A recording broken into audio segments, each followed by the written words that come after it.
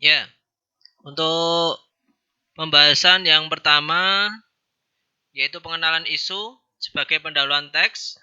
Kita sudah mengetahui bahwasannya untuk pendahuluan teks isinya adalah pengenalan permasalahan yang dibahas di dalam diskusi. Terus kemudian yang kedua yaitu penyampaian argumen-argumen sebagai pembahasan. Jadi dalam struktur umum itu kan yang bagian kedua adalah pembahasan. Nah, di dalam teks editorial itu isi dari pembahasan adalah penyampaian argumen-argumen atau penyampaian pendapat-pendapat dari seorang editor atau pimpinan media tertentu. Ya. Apa isi dari pembahasan atau penyampaian argumen-argumen tersebut? Yaitu berupa tanggapan-tanggapan redaktur dari media yang bersangkutan berkenaan dengan peristiwa, kejadian atau persoalan aktual. Ya. Jadi kalau nanti di dalam teks editorial kok ada pendapat-pendapat dari seorang redaksi atau redaktur, maka itu adalah bagian kedua dari teks editorial. Jadi yang pertama kita sudah bisa mengidentifikasi, oh di sini adalah pengenalan masalah ya, berarti itu adalah bagian yang pertama atau pendahuluan teks. Terus kemudian di paragraf kedua, kok ini sudah masuk ke atau isinya adalah pendapat-pendapat dari redaksi. Nah, berarti ini bagian kedua dari teks editorial. Ya, seperti itu. Sampai pada paragraf ketiga kok masih pendapat-pendapat disertai dengan argumen-argumen, disertai dengan fakta-fakta. Ya, berarti masih di bagian kedua. Terus kemudian paragraf yang keempat kok juga sama. Ya, berarti untuk bagian pembahasan berada di paragraf kedua, paragraf ketiga, dan paragraf keempat. Terus kemudian setelah kita baca di paragraf yang kelima, oh ini sudah penutup karena di dalamnya adalah, nah ini kita bahas ya, bagian yang ketiga dari penutup teks editorial isinya adalah simpulan, saran ataupun rekomendasi. Ya, yaitu berupa pernyataan dalam penyelesaian persoalan yang dikemukakan sebelumnya. Ya.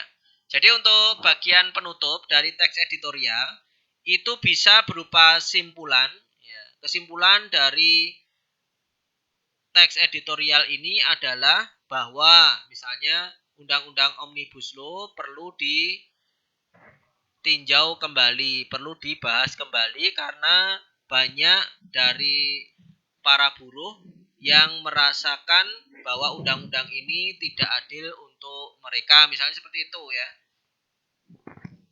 Terus kemudian sarannya ya bagi pemangku kebijakan DPR maupun pemerintah hendaknya bisa menyerap aspirasi dari para buruh, terus kemudian bisa mengajak bicara mereka supaya mereka itu bisa menyampaikan apa kemauan dari mereka. Nah, itu saran ya, saran.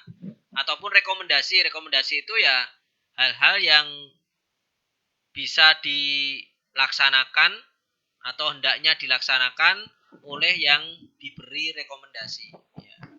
Rekomendasi dari penulis hendaknya pemerintah dan DPR bisa melibatkan pihak-pihak yang merasa dirugikan dari undang-undang Omnibus Law ini, misalnya seperti itu. Ya, itu kalau ada di dalam sebuah paragraf teks editorial, maka masuk ke dalam bagian penutup. Ya, itu adalah bagian-bagian dari teks editorial yang kalau kita nanti melihat di dalam sebuah teks kok ada pendahuluannya itu pengenalan isu, terus kemudian pembahasannya adalah penyampaian argumen-argumen, terus bagian penutup kok isinya kesimpulan, saran ataupun rekomendasi tentang suatu permasalahan, maka kita bisa menentukan, bisa menyimpulkan bahwa itu adalah teks editorial. Ya.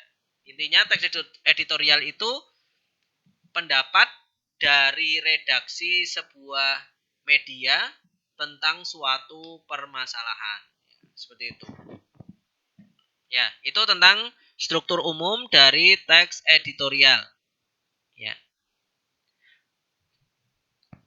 Kalau ingin melihat secara lebih mendetail dari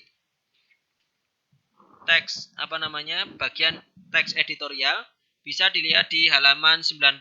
Di situ ada yang namanya bagan ya. Bagan ini dipakai supaya kita itu bisa lebih jelas ya.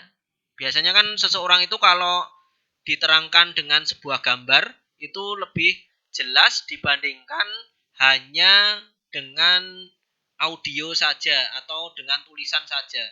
Tapi kalau dengan bagan seperti yang ada di halaman 90 itu kita lebih mudah untuk memahaminya. Ya, di sini ada struktur teks editorial. Yang pertama, strukturnya adalah pengenalan isu. Yang kedua, penyampaian argumen-argumen. Yang ketiga adalah simpulan. Terus kemudian isi dari penyampaian argumen yaitu peristiwa, masalah faktual yang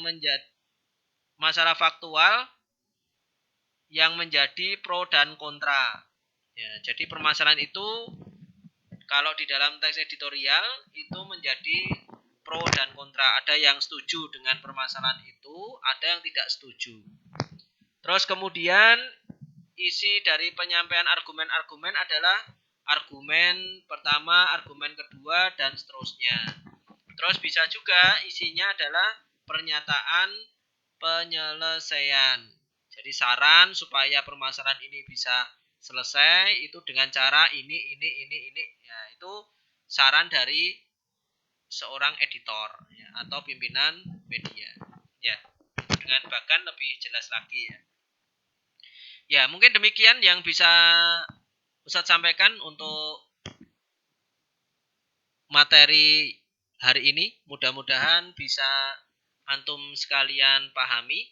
Kalau ada yang belum jelas bisa ditanyakan secara langsung lewat WA yang ada di bawah ini. Demikian kita tutup dengan doa kafaratul majelis. Subhanaka Allahumma wa bihamdika asyhadu an la ilaha illa anta astaghfiruka wa atubu ilaik. Assalamualaikum warahmatullahi wabarakatuh.